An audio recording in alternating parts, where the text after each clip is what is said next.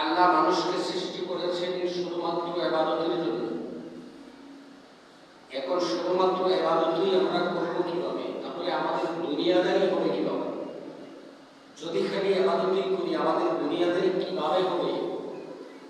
আমরা আলোচনা করতেছিলাম, যদি 5টা কাজ মানুষ সম্পাদন করতে পারে তাহলে 24টি ঘন্টা তার ইবাদতে পরিণত হয়ে যাবে। তার ঘুম, তার খাওয়া, তার প্রস্রাব পায়খানা, তার আনন্দ উল্লাস, তার দুনিয়া সবকিছু ইবাদতে আল্লাহ পরিণত করে দিল। এর প্রথম নাম্বারটাই ছিল আকীদা, বিশ্বাস, ঈমান। কারণ আকীদা এবং বিশ্বাস এমন একটি গুরুত্বপূর্ণ জিনিস। গাড়ির যদি স্টিয়ারিং অথবা ব্রেক ঠিক না থাকে ফেল হয়।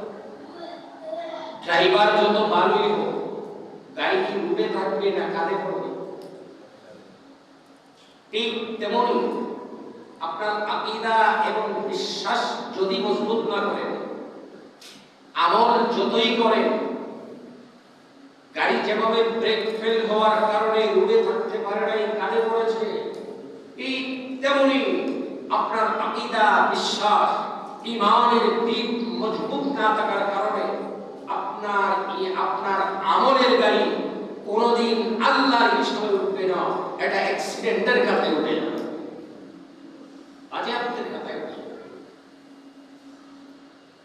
ঈমান অত্যন্ত গুরুত্বপূর্ণ জিনিস, আকীদা অত্যন্ত গুরুত্বপূর্ণ জিনিস।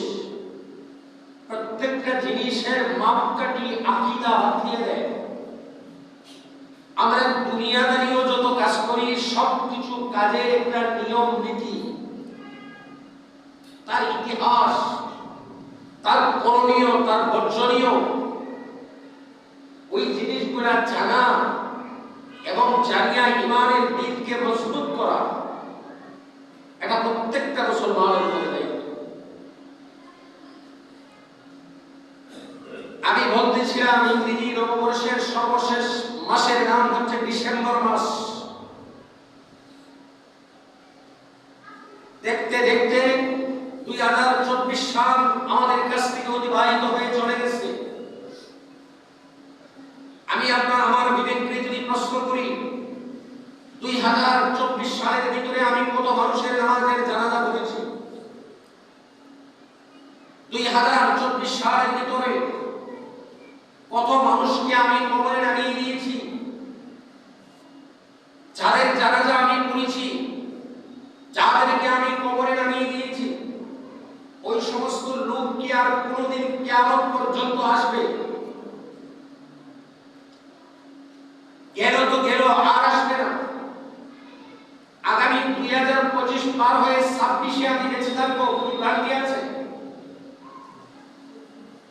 মা শুধু বলে আমার ছেলে বড় হচ্ছে, আমার ছেলে বড় হচ্ছে। মা আনন্দিত, ছেলে উপযুক্ত হচ্ছে, ছেলে সবার হচ্ছে, ছেলে লেখাপড়া শেষ করেছে, ছেলে কি ভালো জায়গায় বিয়ে করাতে হবে, ছেলের বয়স বেড়ে গেছে, এই বলে মা আনন্দিত হয়। আসলে মা তো আনন্দিত হওয়ার কথা না, মা বেজার হওয়ার কথা।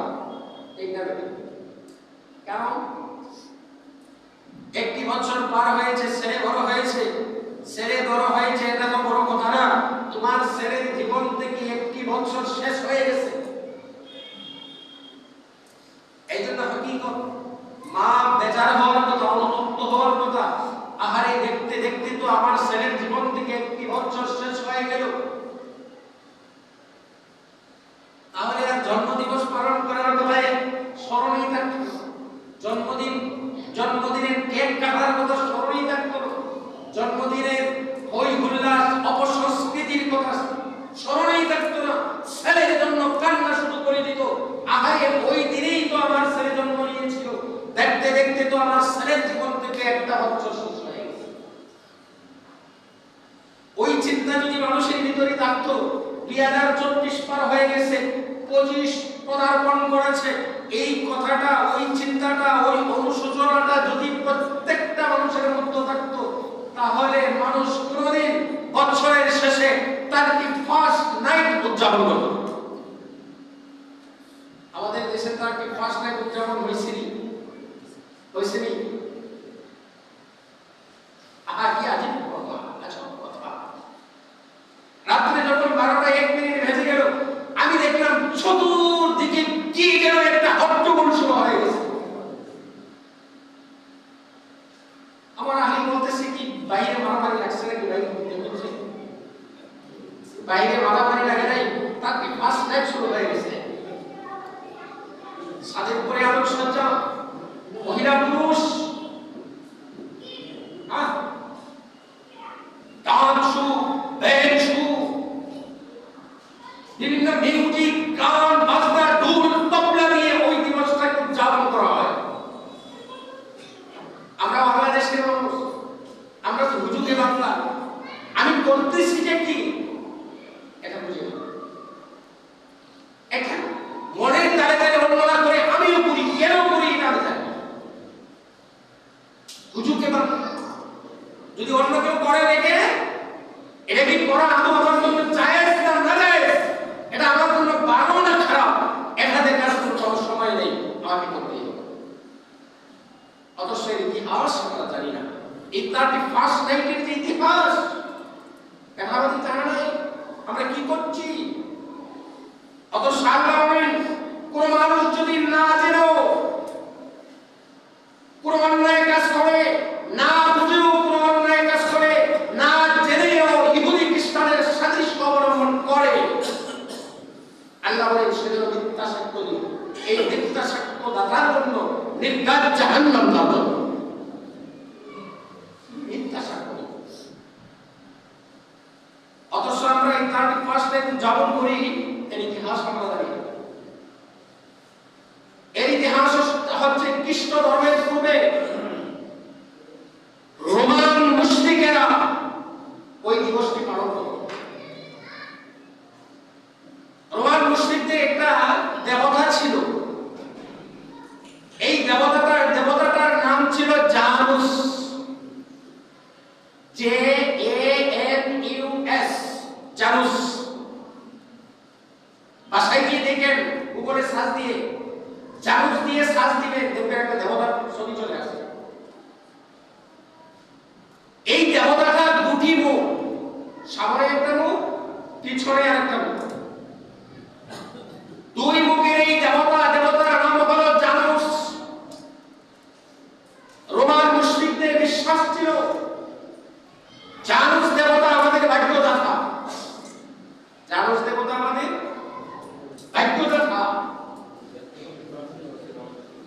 সে আমাদের ভাগ্য নির্ধারণ করবে। জানুস দেবতা যেমন হিন্দুদের বিশ্বাস হচ্ছে তাদের ভাগ্যদাতা হচ্ছে লক্ষ্মী দেবী,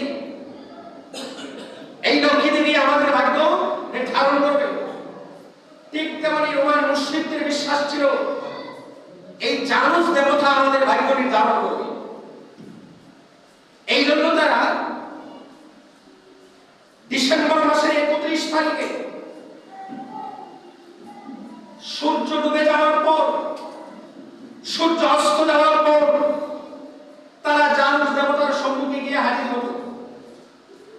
জানুস দেবতার সম্মুখে হাজির হয়ে জানুস দেবতার পিছনের যে মুখটা রয়েছে এই মুখের কাছে গিয়ে আরাধনা শুরু করেছিল। তার শুকরিয়া, তার প্রশংসা, তার গুণকীর্তন, তার জিকির শুরু করে দিল। হে জানুস, তোমার কৃপায় বিগত বৎসরটি তো আমি ভালোই ছিলাম, তুমি যদি আমাকে ভালো না রাখতে তাহলে আমার ভালো থাকার কোনো শক্তি ছিল না। বিগত বৎসরটি তুমি যে আমাকে ভালো রেখেছ, তুমি যে আমাকে সুস্থ রেখেছ, বিগত বৎসরে তুমি যে আমার উপরে যে কল্যাণ নির্ধারণ করেছ, এর জন্য আমি তোমার প্রশংসা করছি, তোমার শুকরিয়া আদায় করছি। বিগত বছরে ভালোভাবে তোমাকে রাখতে পারি নাই, তোমার জিকির করতে পারি নাই, তোমার পূজা উপাসনা করতে পারি নাই। কথা দিলাম, কমিটমেন্ট দিলাম, আগামী বছর যখন শুরু হবে তখন আমরা তোমার গুণ কীর্তন, তোমার প্রশংসা, তোমার উপাসনা, তোমার পুজো দিতে আমরা কখনো করিব না। ওইভাবে অনুনয় বিনয় করে রাত্র 12টা পর্যন্ত এরা পিছনের মুখের সামনে নিয়ে আলোচনা করত। এইবার যখন 12:01 বাজত, তখন তারা চলে আসতো শ্রাবণের মুখের সামনে। শ্রাবণের মুখের সামনে এসে হাত দুটো উত্তোলন করে বলতো, হে জানুস, বিগত বছর তো যা করেছ আমরা তোমার প্রতি শুকরিয়া জ্ঞাপন করছি।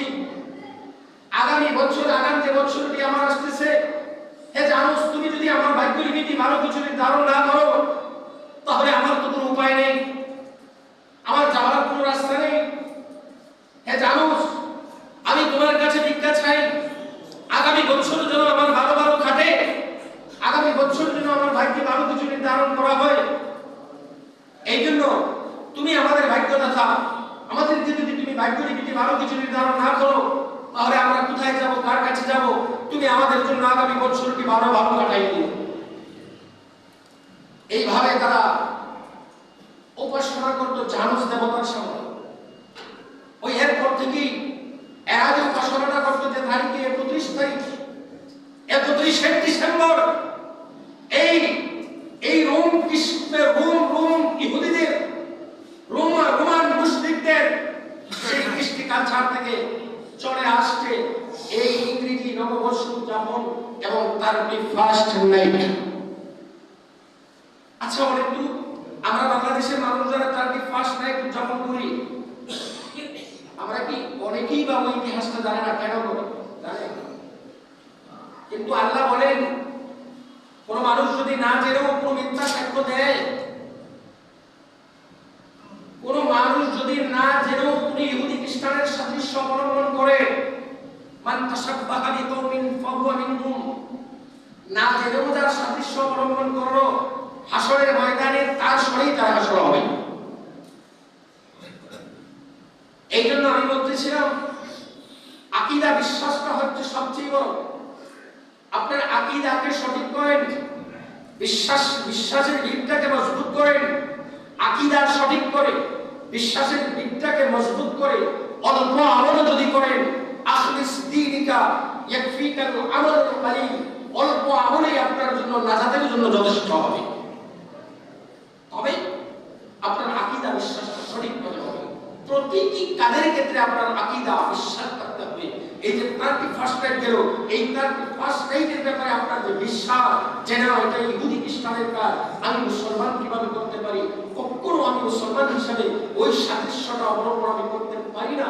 ওই আকীদা, ওই বিশ্বাস আপনার অন্তরের ভিতরে ঈমানের ভিতকে মজবুত করতে হবে। আর ঈমানের ভিতকে যখন মজবুত করবেন, তখন আমল অল্প করলে আল্লাহর কাছে গ্রহণযোগ্য হয়ে যাবে। কারণ আকীদা এবং বিশ্বাসটা হচ্ছে মনের বিষয়, আর ইবাদত হচ্ছে দেহের বিষয়। আমরা আলোচনা করতেছিলাম, আমার 24টি ঘন্টা ইবাদতে পরিণত হয়ে যাওয়ার জন্য আমাকে 5টি কাজ করতে হবে। 1 নাম্বার হলো আমার আকীদা বিশ্বাসটাকে সঠিক করতে হবে।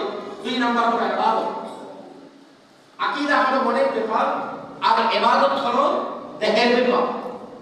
কারণ আপনার মন যখন ঠিক হয়ে যাবে, তখন দেহ এমনিতেই ঠিক হয়ে যাবে। কারণ দেহের উপরে মন প্রভাব ফেলে।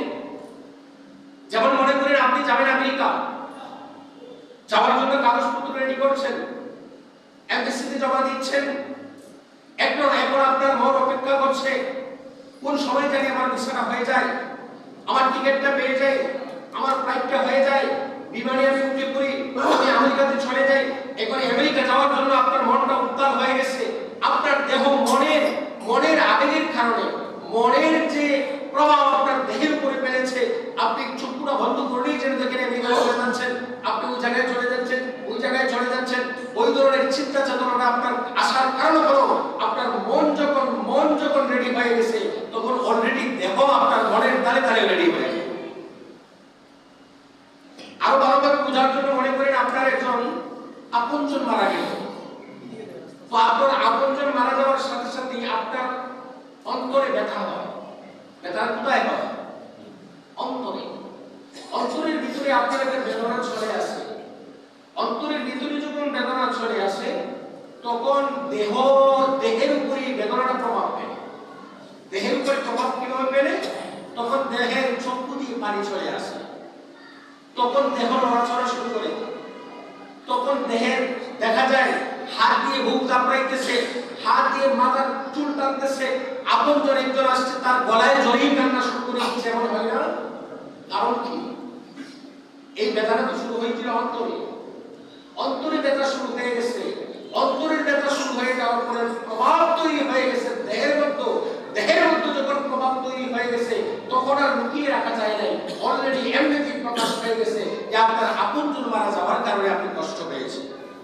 ঠিক তেমনি আপনার ঈমান এবং আকীদা যখন মজবুত হয়ে যাবে তখন দেখা যাবে আপনার দেহ আর টিকে থাকতে পারে না।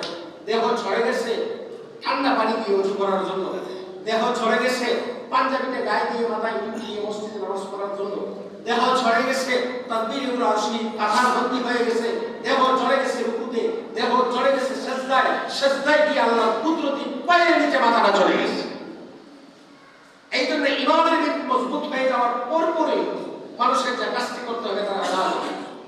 ঈমান যখন মজবুত হয়ে যাবে, ঈমান এবং আকীদাটা যখন সঠিক হয়ে যাবে, আল্লাহর প্রতি অবিচল আস্থা এবং বিশ্বাস আপনার মনের ভিতরে ঈমানের ভিতকে মজবুত করে ফেলবে, ঈমানের ভিত তৈরি হয়ে যাবে, তখন ইবাদতের জন্য অন্তর রেডি হয়ে যাবে। 3 নম্বর যে কাজটি করতে হবে, এই কাজটি হচ্ছে মুআমালা। খুব গুরুত্বপূর্ণ জিনিস। মুআমালাত মানে পরস্পর লেনদেন। এই পরস্পর লেনদেনের মধ্যে, কারণ পরস্পর লেনদেনটা যদি শরীয়ত সম্মতভাবে না হয়, পরস্পর লেনদেনটা যদি শরীয়ত সম্মতভাবে না হয়, আল্লাহর কাছে আপনি অপরাধী, আল্লাহর কাছে আপনি পাপাচারী হয়ে উঠবেন। আর আল্লাহর কাছে যখন আপনি অপরাধী হয়ে গেলেন, পাপাচারী হয়ে গেলেন, তখন আপনার বাহ্যিক ইবাদত আল্লাহর দরবারে কবুল হবে। আর যদি আপনি মুআমালা মানে পরস্পর লেনদেনটা সঠিক করে ফেলেন, তাহলে যে সময় ইবাদতের বাহিরেও যে সময়টা কাটিয়েছেন ওই সময়টাও আল্লাহ ইবাদত হিসেবে কবুল করে নেবেন। যেমন মনে করেন পরস্পর লেনদেনের মধ্যে মৃত্যু ব্যক্তির সম্পত্তি তার ওয়ারিশানদেরকে বুঝিয়ে দেওয়া, পরস্পর লেনদেন, এটা ব্যাপকত্বমূলক শব্দ। পরস্পর লেনদেন অনেক ক্ষেত্রে যাইতে পারে, অনেকের লেনদেন হইতে পারে, অনেকের পাওনা দেনা পাওনা হইতে পারে। এর মধ্যে গুরুত্বপূর্ণ হলো যে মৃত্যু ব্যক্তির সম্পত্তি তার ওয়ারিশানদের মধ্যে বন্টন করে দেওয়া, লেখ করা যাবে না। আপনি পরিবারের প্রধান, আপনার বাবা মারা গিয়েছে, আপনার দায়িত্ব হলো আপনার বাবার সম্পত্তিতে যারা যারা পাওনাদার এদেরকে ডাকিয়া সঙ্গে সঙ্গে আপনার বাবার সম্পত্তিটা সুন্দর করে বন্টন করে শরীয়ত সম্মতভাবে বন্টন করে তাদেরকে বুঝিয়ে দাও। কিন্তু আমাদের দেশে কি হয়, অনেক ক্ষেত্রেই দেখা যায় ফুফু এবং বোনের সম্পত্তি সঠিকভাবে দেওয়া হয় না। বোনকে বলা হয় যে বোন 6 মাস পরে একদিন নায়র আসবে, 15 দিন নায়র থাকবি, যাইবার সময় একটা খাবার নিয়ে সম্পত্তি দিয়ে করতো কি, এমন অনেকে বলে। কিন্তু এটা কঠিন। আল্লাহ বলেছেন না, একজন পুরুষ যা পাবে, একটা ছেলে যা পাবে তার অর্ধেক পাবে তার বউ। 6 মাস পরে নায়র আসবে আর 15 দিন নায়র থাকবে, যাবার সময় কাপড় নিবি, এটা তুমি ভাই হিসাবে তোমার দায়িত্ব। কিন্তু বাবার সম্পত্তিতে তার যে অগ্রাধিকার রয়েছে, তুমি ভাই হিসাবে, তুমি দায়িত্বশীল হিসাবে তোমার দায়িত্ব হলো বাবার সম্পত্তিতে তার পাওনাটা তার হাতে উঠাইয়ে দাও। যতক্ষণ পর্যন্ত তুমি তার পাওনা তার হাতে উঠাইয়ে দিবে না, তুমি দেনাদার, তুমি পাওনাদার, তুমি রেডি হয়ে থাকবে তার কাছে, দাবিদার হয়ে থাকবে। কারণ এই অবস্থায় যদি তোমার মৃত্যু হয়ে যায়, লা তাহবাতু আমালুকুম, তোমার কোন ইবাদত, তোমার কোন আমল আল্লাহর দরবারে কবুল হবে না। এই বোন যতক্ষণ পর্যন্ত তোমাকে মাফ না করে। এই জন্য প্রথম নাম্বার হলো মৃত্যু ব্যক্তির সম্পত্তি তার ওয়ারিশানদের মধ্যে সঠিক করে বন্টন করে দেওয়া। 2 নাম্বার হলো নিজের পাওনা, নিজের দেনা পাওনাটা অন্যের কাছ থেকে নিয়ে নেওয়া। কারণ আল্লাহ রাসূল বলেন, তোমরা দুনিয়ার হিসাবটাকে শুরু করে রাখো। তুমি তো বলতে পারবে না তুমি আগামী দিন বেঁচে থাকবে না মরে যাবে। তুমি প্রতিদিন দিনকে তোমার জীবনের শেষ দিন মনে করো, যে আজকেই আমার জীবনের শেষ দিন, আজকেই আমার দুনিয়ার হিসাব কিতাবকে আমি শুরু করে নিতে হবে। আমি যদি দুনিয়া থেকে চলে যাই, আমার কাছে একটু কর্জ পাবে, আমার কাছে একটু প্রেম পাবে, আমি আমার কাছে আরেক লোকের আমানত ছিল, এগুলো যদি সঠিকভাবে না পৌঁছাই, আমার পরবর্তী আওলাদ যদি এগুলো সঠিকভাবে না পৌঁছায়, তাহলে আমি তো আল্লাহর কাছে সীমালঙ্ঘনকারী পাপাচারী হয়ে আল্লাহর কাছে উঠতে হবে। কাজে এই দিনটাই আমার জীবনের শেষ দিন। আমি না আজকের দিনের হিসাবটা আমি আজকেই শেষ করে দিব। আমার কাছে কারো পাওনা থাকলে আমি এটা দিয়ে দিব, আমি কারো কাছে পাওনা থাকলে এটা কুটিয়ে নিয়ে নেব। 3 নাম্বার হচ্ছে এতিমের সম্পত্তি বুঝিয়ে দাও। এতিমের কোনো হক এবং সম্পত্তি যদি আপনার কাছে থাকে ভোগ করা যাবে না, দ্রুত তার কাছে তার সম্পত্তি বুঝিয়ে দাও। আমাদের দেশে হলো যদি এতিম অসহায়ের সম্পত্তি হতে আরো বেশি সুবিধা, তার তো কোনো অভিভাবক নাই, প্রতিবাদ করার কেউ নাই। চাচা 2 মাশাআল্লাহ পাইছে, চাচা সুযোগ পাইছে, এতিমের সম্পত্তি ইচ্ছে থেকে ভোগ করতেছে, কিন্তু চাচার দায়িত্ব হলো, চাচা তুমি জানিয়ে রাখো, তুমি যদি তোমার বাতিজা এতিমের সম্পত্তি তার হাতে ভালোভাবে উঠিয়ে দাও, কাল হাসরের ময়দানে তুমি সীমালঙ্ঘনকারী হিসাবে, পাপাচারী হিসাবে, আল্লাহর কাঠগড়ায় দাঁড়াবে তুমি আসামি হিসাবে। এই জন্য মুআমেলা, কোন মানুষ যদি মুআমেলাকে ঠিক করে নেয়, মুআমেলাকে যদি ঠিক করে নেয়, আল্লাহ পাক রব্বুল আলামিন বলেন বান্দারে ইবাদত তোমার বেশি করতে হবে না, জোহরের নামাজ পড়েছো, আসর পর্যন্ত ফাঁকা সময়টা আমি আল্লাহর নামাজের সব দিয়ে দিব। তুমি আসরের নামাজ পড়েছো, মাগরিব পর্যন্ত ফাঁকা সময়টা নামাজের সব দিয়ে দিব। মাগরিব থেকে এশা, এশা থেকে ফজর পর্যন্ত তোমার নামাজের সব হবে অটোমেটিক্যালি। 4 নাম্বার হলো মুআশারা, পরস্পর বসবাস করা। এটাও ব্যাপক অর্থবোধক শব্দ, অনেক আলোচনা। পরস্পর বসবাসের মধ্যে গুরুত্বপূর্ণ হলো স্বামী স্ত্রী। অতি কাছে থেকে বসবাস করে একজন স্বামী এবং একজন স্ত্রী। স্ত্রীর উপর স্বামীর হক রয়েছে, স্বামীর উপর স্ত্রীর হক রয়েছে। ইসলাম বলে তুমি স্ত্রী এই পরস্পর বসবাস করার ক্ষেত্র এবং দুনিয়ার সূচনা এবং প্রজন্ম, আগামী প্রজন্ম বাড়ার মূল উৎস এবং বীজ হচ্ছে তোমার স্ত্রী।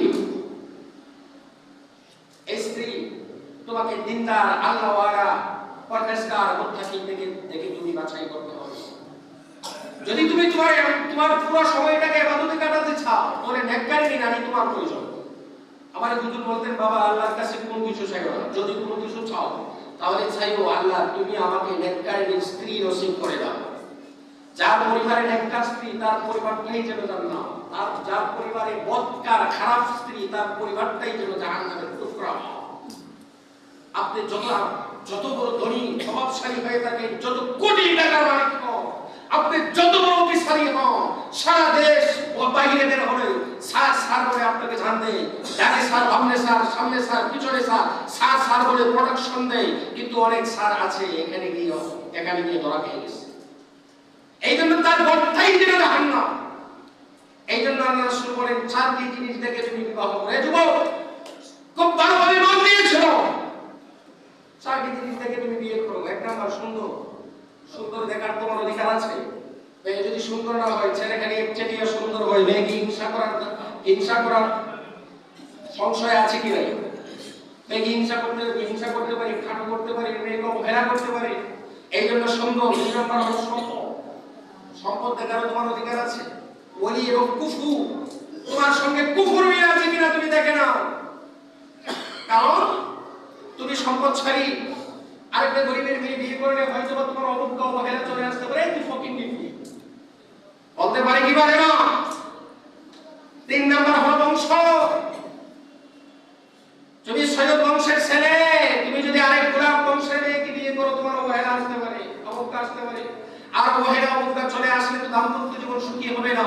এই জন্য আল্লাহ রাসূল বলেন 3 নম্বরে তোমার বংশ দেখার অধিকার তোমার আছে। তুমি সৈয়দ বংশের ছেলে, তুমি আরেক সৈয়দ সাহেবের মেয়েকে বিয়ে করো, তাহলে কুফু হবে, সমান হবে। 4 নাম্বার হলো দিনদার। এই কথাটা বলে আল্লাহ রাসূল বলেছেন বাকি 3টা যদি নেওয়া থাকে, শুধু একটা থাকে দিনদারি, তাহলে তোমার বাকি 3টা ফিরাপ হয়ে যাবে দিনদারির কারণে। এই জন্য যুবক, তোমার দায়িত্ব প্রতিটি সময় যদি তুমি ইবাদতে আল্লাহর কাঠগড়ায় দাঁড়াতে চাও, যে প্রত্যেকটা সময়কে আমি ইবাদতে কাটাতে চাই, তাহলে 4 নম্বরের যে কাজটা হলো তুমি দিনদার স্ত্রী তোমাকে জীবন সঙ্গিনী হিসাবে গ্রহণ করতে হবে। এই পরস্পর মুআমেলা মুআশারার প্রথম নাম্বারই হলো স্বামী কাছে থেকে বসবাস করে। এর ভিতরে হতে পারে আপনার পাড়া প্রতিবেশী, এই মহাসারার ভিতরে আপনার পাড়া প্রতিবেশী, এই মহাসারার ভিতরে আপনার সমাজ, এই মহাসারার ভিতরে আপনার দেশ, এই মহাসারার ভিতরে আপনার গোষ্ঠী, এই মহাসারার ভিতরে পুরো এলাকা এমন হতে পারে। কিন্তু গুরুত্বপূর্ণ সাইট হলো স্বামী এবং স্ত্রী একত্রে বসবাস করে, একদম কাছ থেকে একত্রে বসবাস করাকে বলা হয় মহাসারা। 5 নম্বরে হলো আখলাক, চরিত্র। কোন মানুষ যদি চরিত্রটা ভালো করে নেয়, কারণ চরিত্র মানুষের মহাবর্তন বস্তু, শ্রেষ্ঠতম অলংকার জীবন। চরিত্র এবং শ্রেষ্ঠতম অলংকার। রাসূল চরিত্রের গুণে উপাধি পেয়েছিলেন আলামিন। ইন্নাকা লাআলা খুলুকিন আযীম। রাসূল ছিলেন মহান চরিত্রের অধিকারী। রাসূল করিম সাল্লাল্লাহু আলাইহি ওয়াসাল্লামের চরিত্র দেখে ইহুদি খ্রিস্টানদের মনে হেদায়েতের ফেসলা হচ্ছে। রাসূল করিম সাল্লাল্লাহু আলাইহি ওয়াসাল্লামের চরিত্র দেখে কত দরবান ফ্যামিলির মেয়েরা অপেক্ষায় ছিল, মুহাম্মদুর রাসূলুল্লাহ যদি আমাকে বিয়ে করত, আমি যদি মুহাম্মদুর রাসূলুল্লাহর স্ত্রী হতে পারতাম, আমার ভাগ্য কতই না ভালো হতো। আমি যদি মুহাম্মদুর রাসূলুল্লাহর স্ত্রী হয়ে হাসরের ময়দানে আল্লাহর কাছে দাঁড়াতে পারতাম, আল্লাহর কাছে পরিচয় দিতে পারতাম, তাহলে আমার ভাগ্য কতই না ভালো হতো। রাসূল বিয়ে করেছেন একাধিক। অনেক মানুষ এ নিয়ে আজে বাজে মন্তব্য করে যে রাসূল নারী রূপী, বলেন নাউযুবিল্লাহি মিন যালিক। রাসূল কিন্তু শুধু নারী রূপী হয়ে নারীর লোভে নারীকে বিয়ে করেন নাই, বিভিন্ন প্রয়োজনে বিয়ে করেছেন। এতিম অসহায়ের দায়ভার গ্রহণ করার জন্য অনেককে বিয়ে করেছেন। অনেকে আফসোস করে খাওলা বিনতে জাহেজ আফসোস করেছে, ইয়া রাসূলুল্লাহ ইয়া হাবিবাল্লাহ, আপনি শুধু আমাকে বিয়ে করেন, ভাত কাপড় দিতে হবে না, আমার কাছে আপনি তাকতেও হবে না, আমার করে যে আপনার রুটিন অনুযায়ী আমার করে টাকার যে সময়টুকু আমি আয়েশার জন্য বরাদ্দ করে দিলাম। ইয়া রাসূলুল্লাহ, আপনি আমাকে শুধু বিয়ে করেন, আমি হাসরের ময়দানে আপনার স্ত্রী হিসেবে পরিচয় দিতে চাই। কিসের কারণে? কিসের কারণে? চরিত্রের কারণে। যুবক, তুমি তোমার চরিত্রকে ভালো করো, তোমার চরিত্রকে সুন্দর করো, তোমার আমলকে সুন্দর করো। তোমার চরিত্র যদি সুন্দর হয়ে যায়, তোমার আমল যদি সুন্দর হয়ে যায়, দেখবে রাসূলকে যেভাবে পাওয়ার জন্য অনেক মেয়েরা প্রতিযোগিতা করতো, দেখতে বলে সমাজে অনেক বড় মেয়েরা তোমার জন্য অপেক্ষা করবে। ছেলেটা বড়, তার চরিত্র বড়, সে এদিকে সেদিকে তাকায় না, ছেলেটা খুব নেককার, কোনোদিন মিথ্যা কথা বলে না, ছেলেটার তার আচার আচরণ, তার ব্যবহার, তার মাধুর্যতা খুবই ভালো। সবাই পাগল হবে, সমাজ পাগল হবে, দেশ পাগল হবে। আর তুমি আওলা কেশ পাগল হবে, মাথায় চুলের বাগান লাগাইয়া আর গলায় শিকল ঝোলাইয়া আর ফাড়া জিন্সের প্যান্ট পরিয়া ওসামুরার জুতা আর বড় বড় কেসের ঘড়ি আর বেসলাইট লাগিয়ে তুমি তো করে গান থেকে বের হও। একটা মেয়েও চায়, একটা খারাপ মেয়েও চায়, একটা ভালো ছেলে। লম্পট একটা খারাপ মেয়েও চায় যে আমি লম্পট হয়েছি, আমি খারাপ হয়েছি, আমার মেয়েটা যেন খারাপ না হয়, আমার মেয়েটা যেন ওই রাস্তায় না আসে, আমি একটা ভালো আদর্শবান চরিত্রবান একটা ছেলের কাছে বিয়ে দিই। এই জন্য আমাদের চরিত্রকে ভালো করতে হবে, চরিত্রকে সুন্দর করতে হবে।